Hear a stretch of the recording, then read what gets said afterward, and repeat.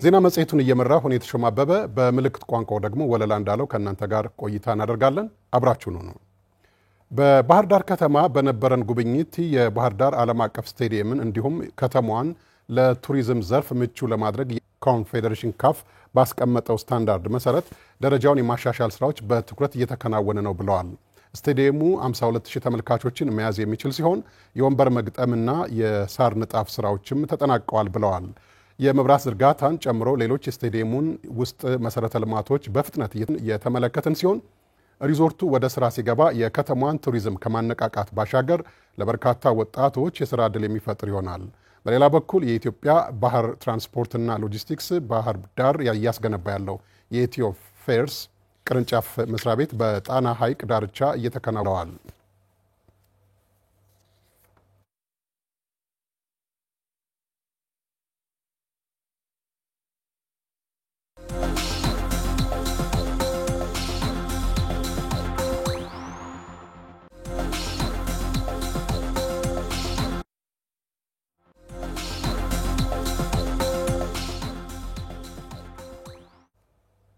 ተመልሰናል ተመልካቾች። በዚሁ የምናልፈው ለዜና መጽሔታችን ወደ ተዘጋጁ የአጀንዳ ዘገባዎች ይሆናል።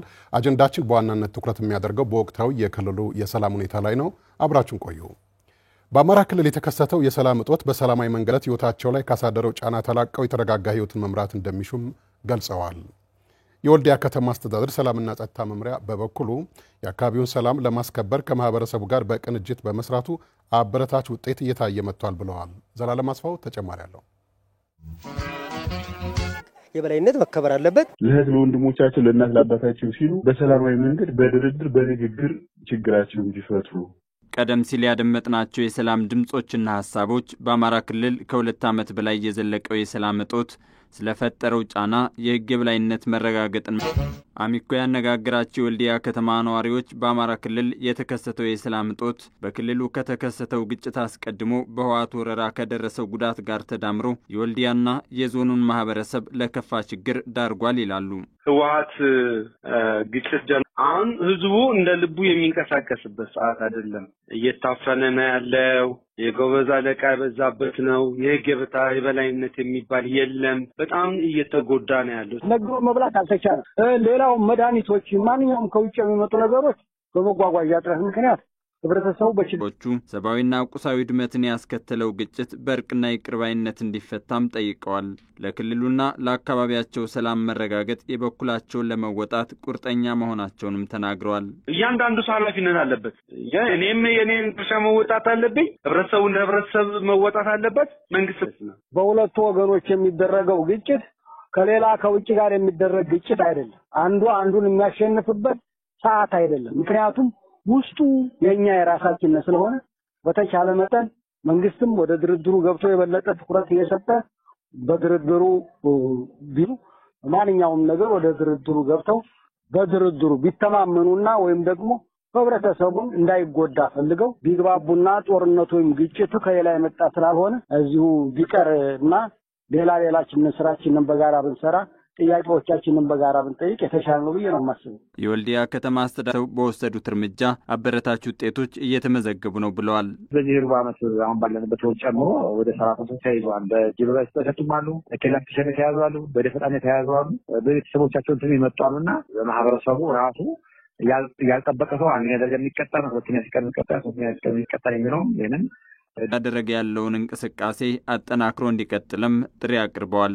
የበለጠው ካለው ሰላም የበለጠ ዘላቂ እንዲመጣ ህዝባችንነት ይህን ተገንዝቦ የበለጠ ካሁን ጀምሮ መረጃ በመስጠት ለሲማጣን በማጨገን በተለያየ መንገድም ሰራተኞችን ጎን ሊቆም ይገባል። በቃ እንግዲህ ይበቃዋል።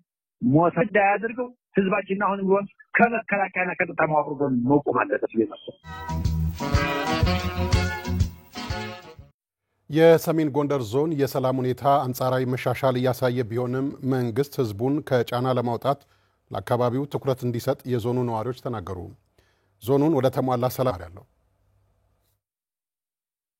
የሰሜን ተራሮች ብሔራዊ ፓርክ ራስ ደጀን ተራራና ሌሎች አስደናቂ መልክዓ ምድር መገኛ ቱሪዝም ዋና ኢኮኖሚ መሰረቱ የሆነው የሰሜን ጎንደር ዞን ከኮሮና ወረርሽኝ እስከ ሰሜኑ ጦርነት ከዚያም በቅርብ ዓመታት የጀመረው የክልሉ ግጭት ምክንያቶች አስተያየታቸውን ለአማራ ሚዲያ ኮርፖሬሽን በስልክ የሰጡ የዞኑ ነዋሪዎች ህዝቡ ግን አሁንም በነጻነት ወጥቶ ለመግባት እየተቸገረ ነው ይላሉ። አሁን ያለው የሰላም ሁኔታ በዚህ ሰሜን ጎንደር የተወሰነ የተሻለ ነገር አለ። መኪና መንገዶቹ ያው ከጎንደር ተነስቶ ሲመጣ ያን ያህል የከፋ ነገር የለም። አልፎ አልፎ ብቅ ማለቶች የተሻለ ነገር ነው ያለ። አጠቃላይ በሀብታቸው የማዘዝ በቤተሰባቸው የማዘዝ በስራቸውን ወጥተው ገብተው የመስራት ሁሉ የታቀበ ነው። በቃ ትምህርት ቤትም ራሱ ዝግ ነው። ተማሪ አይማርም። አሁን መምህራን አይገባም። በጣም ከባድ ነው። በቃ አንደኛ ህዝቡ ምን አደረገ? ህዝቡ ዋጋ እየከፈለ ነው። እንደገና በጉሽጦ ዘሩ እኛ እንግዲህ ከዚህ ወዲያ የሚመጣብን የለም ካልተባለ መፍትሄ ያለው ተብሎ የሚጠበቅ አይደለም። ህዝብ ሰላም ሰፍኖለት በነጻነት መንቀሳቀስን ሰርቶ በላቡ ማደርን ልጆቹን ማስተማርና መንግስታዊ አገልግሎት ይሻልና መንግስት ይህን አስተባብሮ ሰላሙን እንዲያስጠብቅለት በቱ ጉዳይ እነሱ ይደርሳቸዋል። እነሱ ካልተጠቀሙበት ግን መንግስት ህዝቡን ይዞ ህግ ማስከበር መቻል አለበት። በቃ መሰረተ ልማቱ ገላ ዘደ መስራት የለም።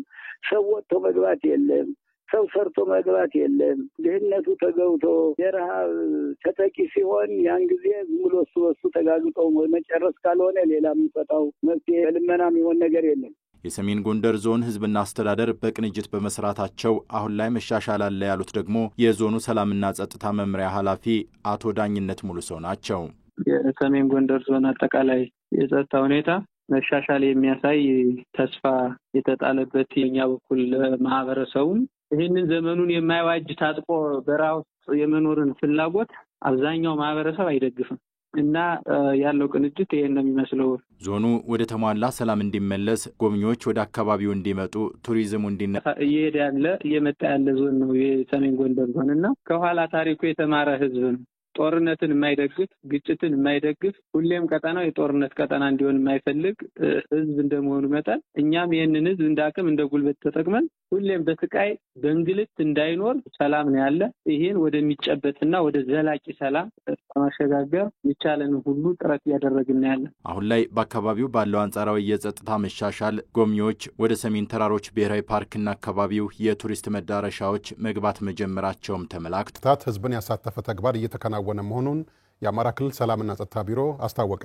የአማራ ክልል ሰላምና ጸጥታ ቢሮ ምክትል ኃላፊ አቶ በርዲውን መንግስቱ በክልሉ የተከሰተው ግጭት ህዝቡን ለሁለንተናዊ ቀውስ የዳረገ በመሆኑ መንግስት ህዝቡ የሰላሙ ባለቤት እንዲሆን ሰፊ ስራ እየሰራ መሆኑን አስታውቀዋል። ጥያቄም ያለው አካል ካለ በሰላማዊ መንገድ ጥያቄውን እንዲያቀርብ ችግሮቹን በሰላማዊ መንገድ እንዲፈታ ከዛ ውጭ ግን ማህበረሰቡን ሊያጎሳቁል በሚችል መንገድ መልሶ ማህበረሰቡን ሊበላ በሚችል መንገድ የሚካሄድ የትግል አግባብ ጎጂ መሆኑን ማህበረሰቡ በግልጽ እየተናገረ ነው። በአደባባይ ወጥቶ ተናግሯል። በአዳራሽ ውስጥና ህዝብ አንድና ያው ናቸው። መንግስት ያለ ህዝብ፣ ህዝብ ያለ መንግስት የሚሆን ነገር የለም። ስለዚህ የመንግስት ደግሞ ዋናው ትልቁ ኃላፊነት አስተማማኝ ሁኔታ መፍጠር፣ ማህበረሰቡን ከሰላም ስጋት ማውጣት፣ በምትኩ ደግሞ ልማት እንዲፋጠን ማድረግ ነው። ይህ እንዲሆን ደግሞ መንግስት ብቻውን ደግሞ በአንድ እጁ አጨብጭቦ የሚያመጣው ውጤት የለም። ይህን የገጠመንን ችግር ለማረምና ለማስተካከል ከልጆቹ ጋር መምከር አለበት። አሁንም ቢሆን ረፉ ማለት አለበት። በሰላማዊ መንገድ ሁኔታውን ችግሩን ለማለፍ ጥረት መድረግ መቻል አለበት ማለት ነው። የክልሉ መንግስት ግጭቱን በዘላቂነት ለመፍታት ለሰላማዊ አማራጮች ጽኑ አቋም አለው ያሉት አቶ በሪውን በእስካሁኑ ሂደትም መንግስት ሌሎችም አካላት ጋር በጋራ በመሆን ብርቱ ርብርብ እያደረግን እንገኛለን። የመንግስት ጽኑ እምነት አሁንም ቢሆን የቱንም ያክል ጥፋት ጠፍቶ የቱንም ያክል ውድመት ወድሞ ግን ያተረፈነው ነገር የለም። አሁንም ቢሆን በዚህ መንገድ ጥፋትን በጥፋት የመመለስ ነው። ይሄ በመሆኑ ምክንያት ቀላል የማይባሉ ውጤቶች እየተመዘገቡ ነው ያሉት። ከጊዜ ወደ ጊዜ ሰላማዊ ሁኔታዎች እያየን ነው። የታጠቁ ኃይሎችን በሰላማዊ መንገድ እየገቡ ነው። አሰልጥነን ወደ ማህበረሰቡ የቀላቀልናቸው በርካታ የታጠቁ ኃይሎች አሉ። አሁንም ቢሆን የመንግስት የመጀመሪያው ምርጫ አሁንም ቢሆን ደጋግሞ አበክሮ ይጠይቃል፣ ይሰራል ማለት ነው። መንግስት ለህዝብ ደህንነትና ለሀገር አንድነት ቅድሚያ ሰጥቶ እየሰራ ይገኛል ያሉት ምክትል ቢሮ ኃላፊው ግጭቱን ለመፍታት በሚከናወነው ተግባርም ከሰላማዊ አማራጮች ጎን ለጎን ህግ የማስከበር ተግባሩ ተጠናክሮ ይቀጥላል ብለዋል። ደግሞ ከዚህ በስተጀርባ ብዙ ታሪካዊ ጠላቶቻችን የሚጋልቡት ኃይል ነው። ይሄ ይህንን ህዝባችን በደንብ ማወቅ መቻል አለበት። ይሄ ኃይል ደግሞ አሁንም ቢሆን በሰጠነው የምህረት ድል መሰረት ይህን መጠቀም የሚችለው በዚህ መንገድ ካልሆነ ደግሞ ጠንካራ የሆነ ህግ እያስከበርን የመቀጠላችን ጉዳይ ለነገ የማይባል ጉዳይ ነው። ይህን ስራ እየሰራ ይህን ስናደርግ የበለጠ አስተማማኝ ሰላም ማረጋገጥ እንችላለን ማለት ነው። ዘገባው የዘመኑ ይርጋ ነው።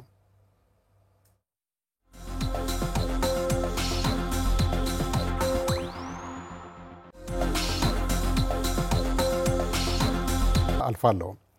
የጎንደር አብያተ መንግስታት ታድሶ መጠናቀቁ ለቱሪዝም እድገት ያለው አስተዋጽኦ ከፍተኛ መሆኑን ጎብኚዎች ተናገሩ። ተቀዛቅዞ የነበረውን የጎብኚዎች እንቅስቃሴ እንደሚያነቃቃውም ይጠበቃል። የአብያተ መንግስታቱ እድሳት ተጠናቆ በኢፌዴሪ ጠቅላይ ሚኒስትር ዶክተር አብይ አህመድ ተመርቆ ለጎብኚዎች ክፍት መሆኑ እስቲ በጉዳዩ ላይ ያሉን መረጃዎች አጠር አድርገን ንገረን።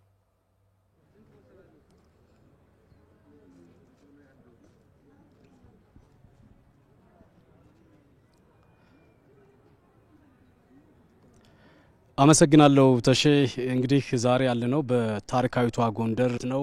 ይህ ግቢ እንግዲህ በ1628 ዓመተ ምህረት በአጼ ፋሲለደስ እንደተመሰረተ ይነገራል። እንግዲህ ታላቁ ንጉስ አጼ ፋሲለደስ ይህንን የመጀመሪያውና ታላቁን ግንብ ይገንቡት ታዲያ ለ200 ዓመታት ድረስ አጼዎቹ ነገስታቱ በዚህ በታላቂቱ በታሪካዊቷ ጎንደር ቤተ መንግስት ያለበት ትልቁ ግቢ ነው ማለት ነው። በርካታ ግንቦች ያሉበት በርካታ የቤተ መንግስት መኖሪያዎች አስተዳደር ስራ የሚሰሩባቸው የነበሩ ግንቦች ያሉበት ነው ማለት ነው። ታዲያ የቤተ መንግስታቱ ግቢ ውስጥ እንደመገኘታችን መጠን በተለይ ከሰሞኑ አንዱና ትልቁ የመጣው በይፋ መክፈታቸው ይታወቃል።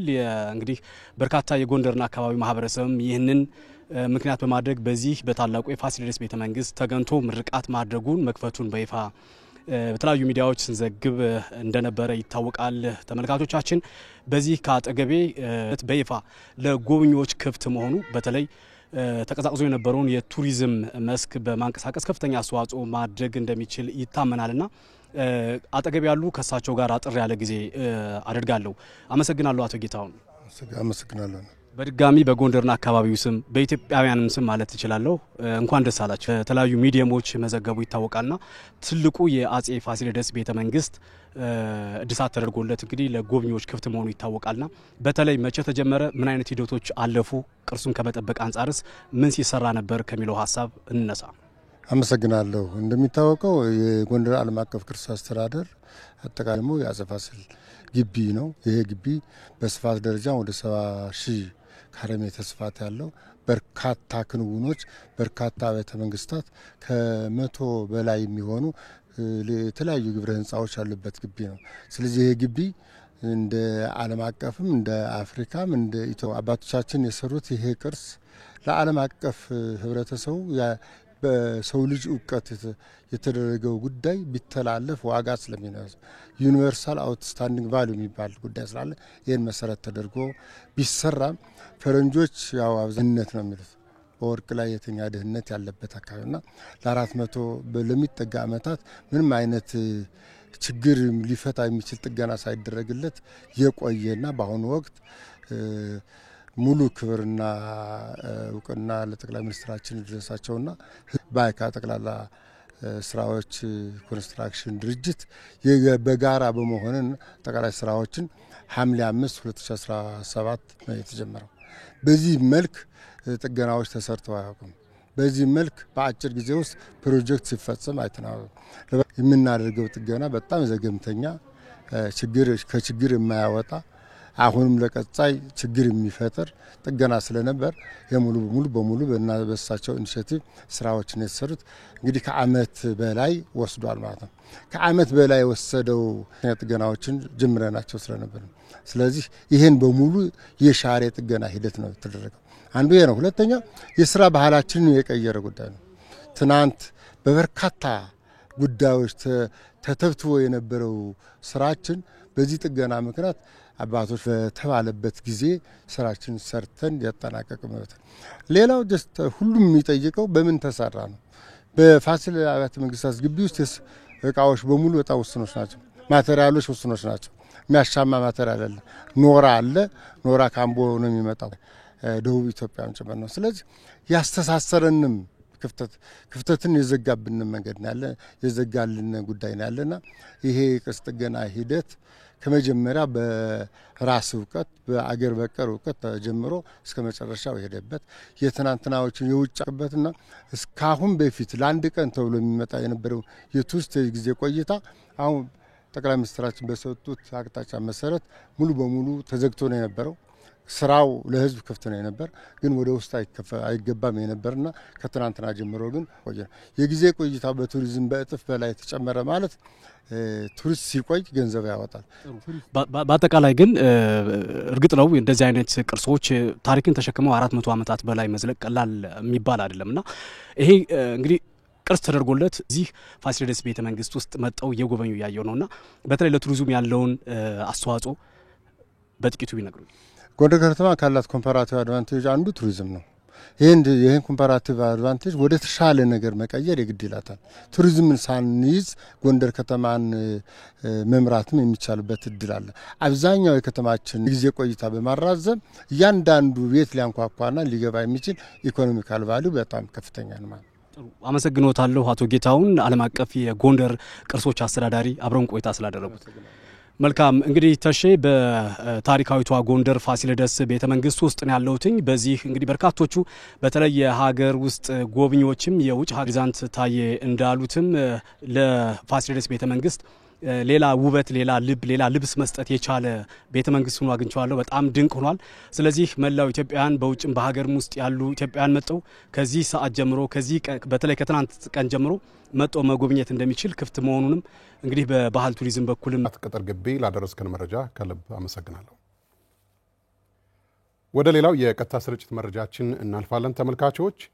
በመፍጠንና መፍጠር መርህ የተገነቡ የአዲስ አበባ የኮሪደር ልማት ስራዎች ተጨባጭ ልማት አምጥተዋል ሲሉ ከንቲባ አዳነች አቤቤ ተናገሩ። የብልጽግና ከፍተኛ አመራሮች በሁለተኛ ቀን ጉብኝታቸው የአዲስ አበባ የልማት እንግዲህ እንደምታውቀው የብልጽግና ከፍተኛ አመራሮች ትናንትና እና ከትናንት ወዲያ በአማራ ክልል በጎንደርና በባህር ዳር ጉብኝት ማድረጋቸው ይታወቃል። ዛሬ ደግሞ እንግዲህ አዲስ አበባ ጉብኝት እያደረጉ ነው። ጉብኝቱ ምን ይመስላል? የተነሱ ሀሳቦችስ ምን ናቸው? ንገረን እስቲ።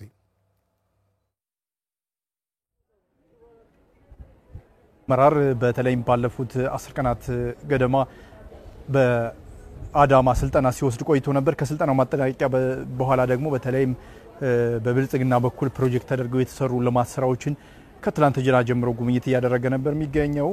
ትላንትና በኦሮሚያ ስራዎች ነው የተጎበኙት። በኢሬቻ ፓርክን እንዲሁም የአራዳ ፓርክና ሌሎች በከተማው የተሰሩ የላፍቶ የገበያ ማዕከል እንዲሁም ሌሎች ደግሞ የኮሪደር ልማቶች ናቸው እየተጎበኙ የሚገኙት ማለት ነው። በዚህ የኮሪደር ልማት በዋናነት ደግሞ የእግረኛ መንገድን መሰረት አድርጎ የህፃናት መዝናኛ ስፍራዎችን፣ የወጣቶች መጫወቻና መዝናኛ፣ የእግረኞች ማረጊያ ስፍራዎች፣ የወንዝ ዳር ልማት ቦታዎች ሁሉ ናቸው በዚህ ሁሉ ተካተው እየተሰሩ የሚገኙት ማለት ነው። እነዚህ ሁሉ ናቸው ዛሬ እንግዲህ ዋናዎቹ ጉብኝት እየተደረገላቸው የሚገኘው በዚህ ላይ መሰረት አድርጎ የተሰራ ነው።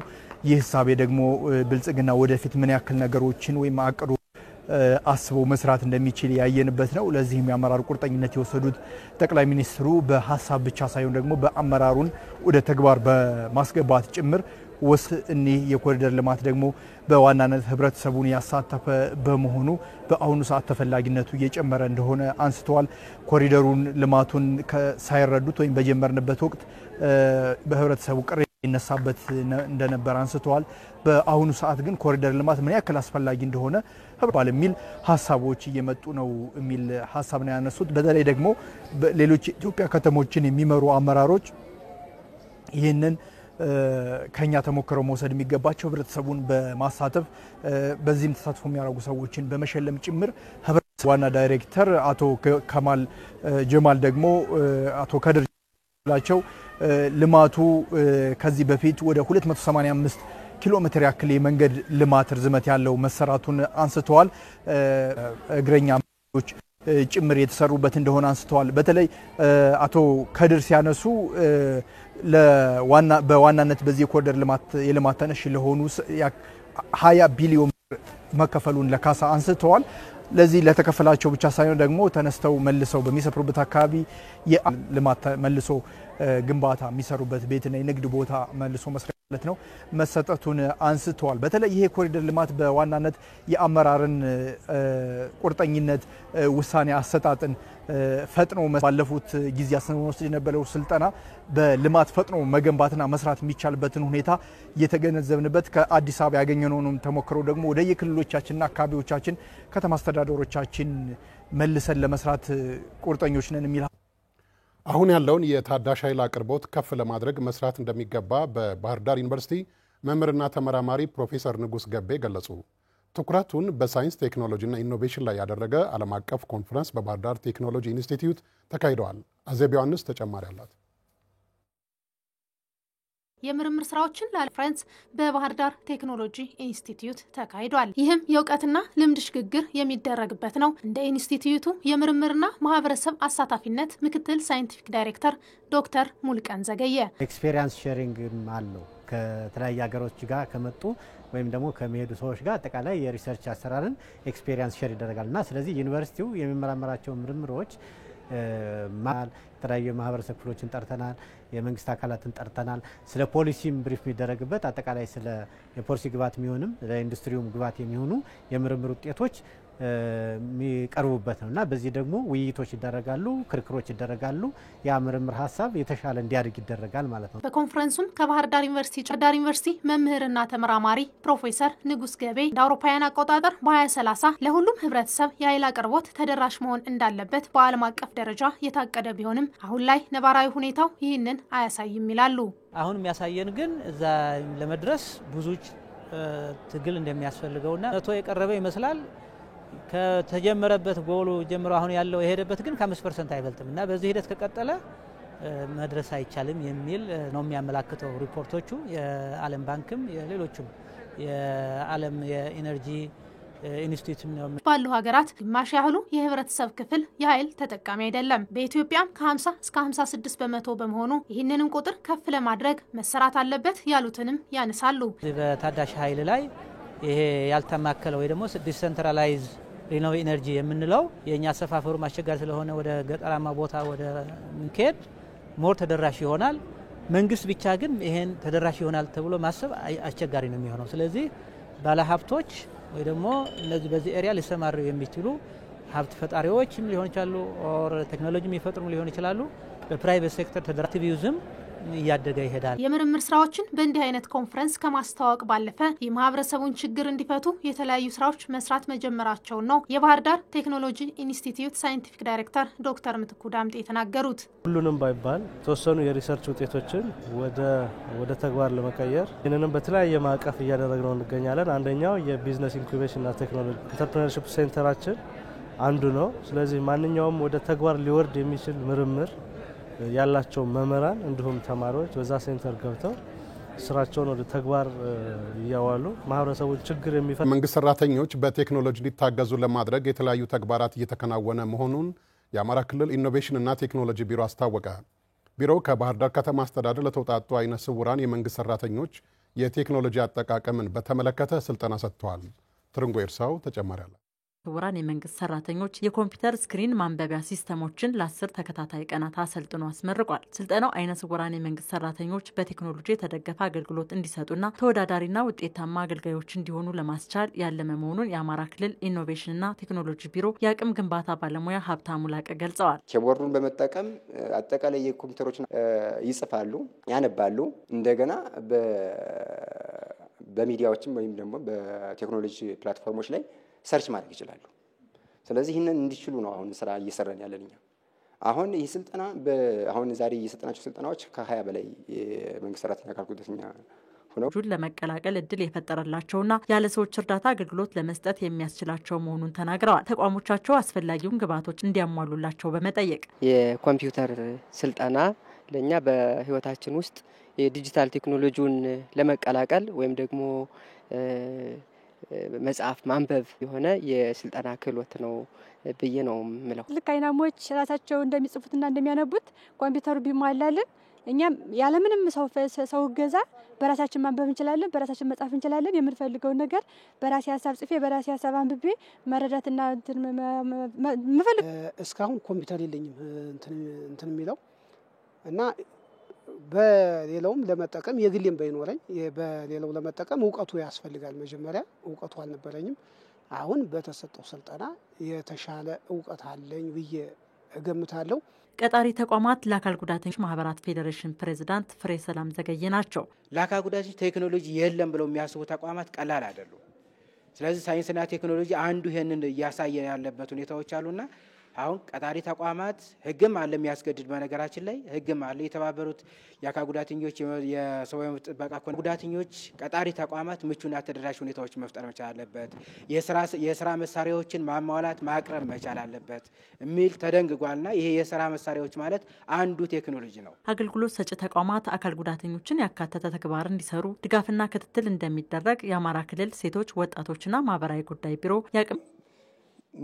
ተመጣጣኝ ምቹ ሁኔታ ፈጥሮ ወደ ስራ እንዲገባ ማድረግ የተቋሙ ኃላፊነት በመሆኑ በቀጣይ ይህን ስራ እንዲሰሩ በማህበሮቻቸውም አማካኝነት በእኛም ተቋም ደግሞ ከላይ እስከታች ድጋፍና ክትትል የሚደረግ መሆኑን ነው። አካል ጉዳተኞችን የቴክኖሎጂ አጠቃቀም ላይ ብቁ እንዲሆኑ የማድረግ ስራው ተጠናክሮ እንደሚቀጥልም ተገልጿል።